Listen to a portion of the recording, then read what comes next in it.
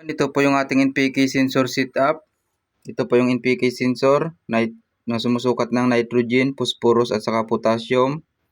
Yan po, nakalagay po siya para lang po siya sa soil NPK. At ito naman po yung kanyang pinaka main controller. Ginamitan po siya ng ESP32 at saka itong TTL converter. Dito po nakakonekta yung wire ng ating NPK sensor. So meron din po siyang application. Nakakonect na rin po ito sa kaya po nitong i-konekta sa Bluetooth dito po.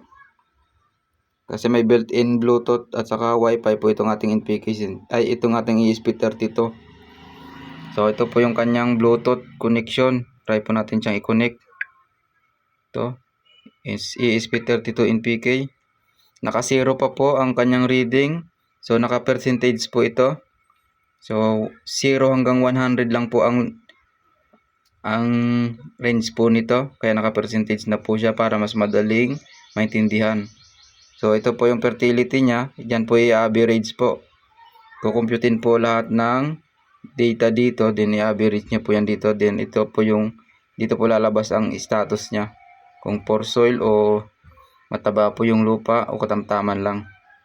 Subukan natin isaksak itong PK sensor sa lupa. Ayan. Ito po yung lupa, sample soil. Malambot po yan, hindi po pwedeng matigas kasi baka ma-damage yung probe ng ating NPK sensor. Dandahan lang. So ayun, natusok na. Tingnan natin dito, magbabago yung reading niya. Ayun, tumaas po. So nasa poor soil pa rin siya. Ganun yung reading niya. 34%, 35%, moderate. Okay, tumaas na po. Moderate soil, ibig sabihin katamtaman lang po ang fertility ng soil na to. So, hindi na po natin kailangan magdagdag dito ng abono. Katamtaman po yung taba niya, pwede po siya sa halaman. Mabubuhay na po ng malusog. So, ayan, ang nitrogen natin is nasa 20%. Ang phosphorus is nasa 29%. Ang potassium ay 58%. So, bali, ang total average niya po is 35% sa fertility. Status niya is moderate soil. So, yung ating pinaka mainboard po, kadalasan po ang nagkakaroon ng problema dito ay itong TTL converter na to. Minsan umiinit tong kanyang pinaka chip na to sa taas. Kaya minsan nawawalan ng reading. Nagsisiro kahit naman na stable yung power supply.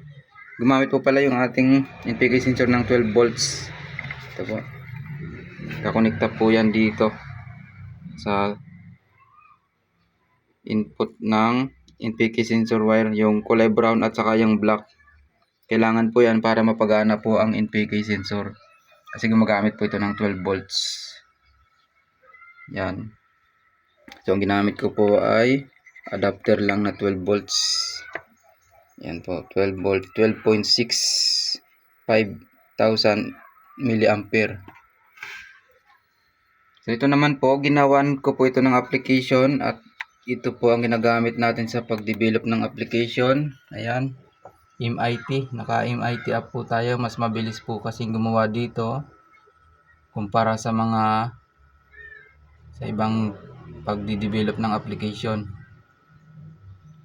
So dito din po tayo gumagawa ng code dito sa Visual Studio. Yan, dito na po natin siya binubuo.